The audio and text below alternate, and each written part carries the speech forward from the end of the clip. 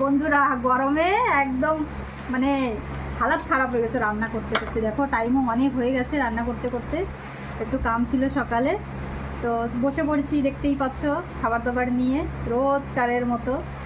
আর চলো আজকে কি কি রান্না করেছি তোমাদের সঙ্গে শেয়ার করি। এই দেখো লাউর খোসা, আলু, লাউর খোসা, পেঁয়াজ রসুন দিয়ে ভাজা করেছি। আর এই যে টমেটোর চাটনি। আর স্পেশাল আজকে আছে কি বলো তো, এই দেখো চিংড়ি মাছের মালাইকারি।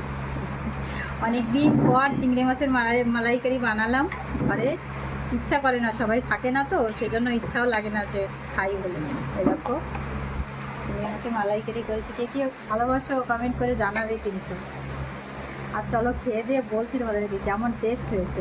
আর মার জন্য ওই যে আলাদা করে রেখেছি, কেন কি ডাবের যে ক্রিমটা থাকে না, এই ক্রিমটা এর ভিতরে দিয়েছি মার জন্য। মার কোলেস্ট্রল আছে বলে ওই জন্য মাকে দিই নাই, ওটা আলাদা করে উঠিয়ে রেখেছি। তাহলে চলো আমরা খাওয়া দাওয়া করি, আর খাওয়া দাওয়া করে বলছি যে মানে টেস্ট করে করে বলছি কেমন হয়েছে সব কিছু। এই দেখো সবাই খাওয়া দাওয়া হচ্ছে।